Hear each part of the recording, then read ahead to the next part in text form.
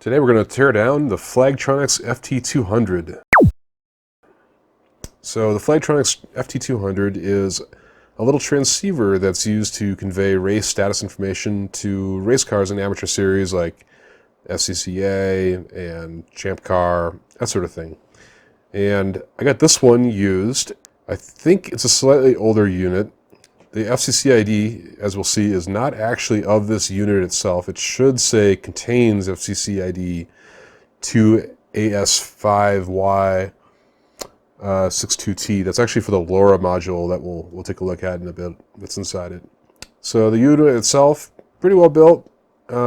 Feels pretty solid. I saw a pre-production version of this that was all 3D printed, but this one seems a little more substantial. It's a machined aluminum housing with laser engraving on the bottom. The back is a sort of a soft rubber stopper, and then you got the little antenna. That's a little kind of a rubber nub. And these are pretty standard connectors here, weatherproof. And they came with a bunch of cabling too, so you can connect things like CAN bus and power and external batteries so that it'll continue to run when the power is off. You can supply it with 12 volts, 5 volts, kind of the usual stuff. This is actually an array of RGB LEDs.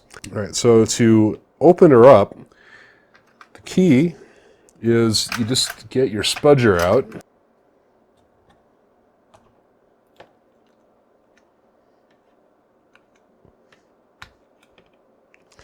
All right, and we're in, just like that. So, what you see initially is you can see the LoRa module right here, which also has a serial number and a QR code on it, and a couple of little supporting chips to do some power management.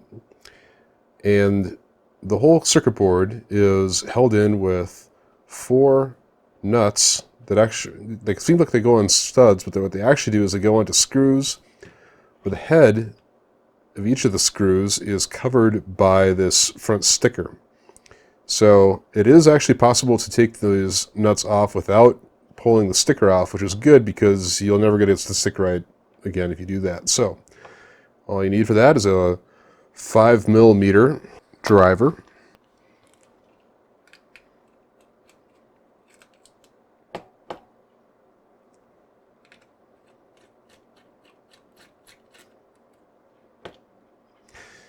Little trick, so if you can't access the front of the screw, you can kind of use the driver on an angle, and oftentimes that will provide enough catch on the machine screw to let you take the nut off, even if you can't hit the head of the machine screw.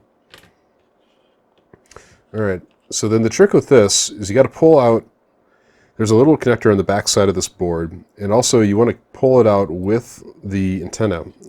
Kind of ease her off. There we go. And we're open. So you can see the connectors that were in there. You can also see that the antenna fell off. So it turns out, if you can see in there, there is a little coil antenna.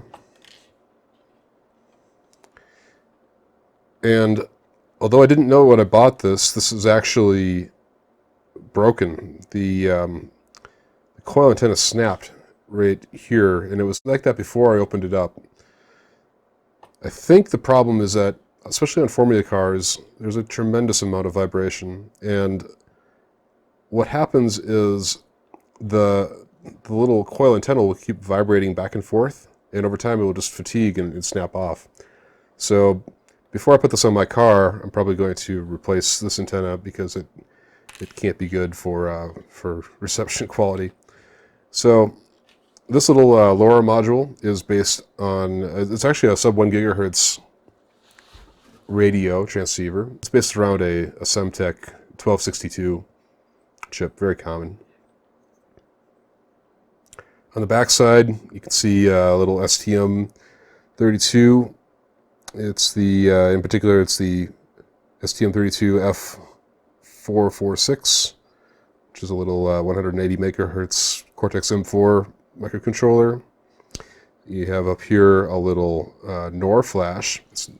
I was expecting it to be a NAND flash, but it's actually a little 128 megabit NOR flash. It's meant for holding code, so you can execute it off of here for things like FPGAs, which is a little interesting because this actually supports or has its own built-in program flash. So not quite sure why they added that there. You see a couple other things. There's a little battery controller. I believe there's an accelerometer. I'm not sure exactly which chip it is. I couldn't identify a couple of them. But pretty compact. There's a CAN bus transceiver over here. So this is how it does CAN bus. Overall, the board is conformally coated. You can kind of see the shininess of it. That's the conformal coating. That gives it a degree of weather resistance.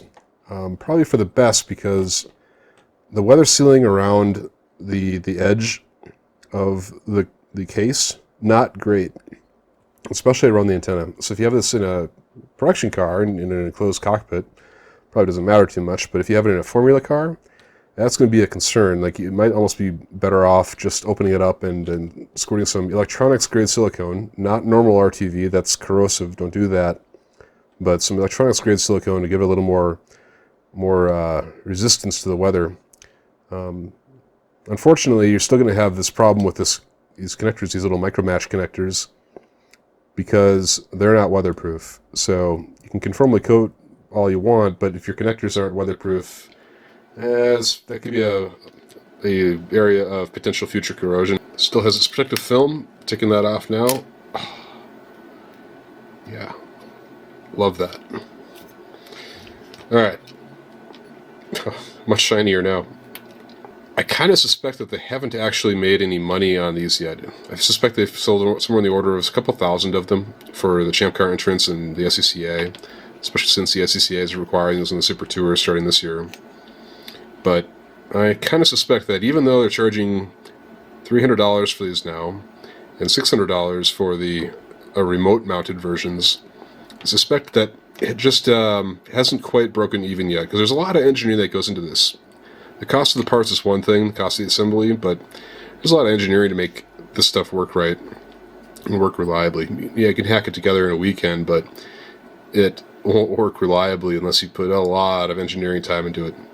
This feels like it probably has at least 1 to 2 engineer years worth of effort put into it.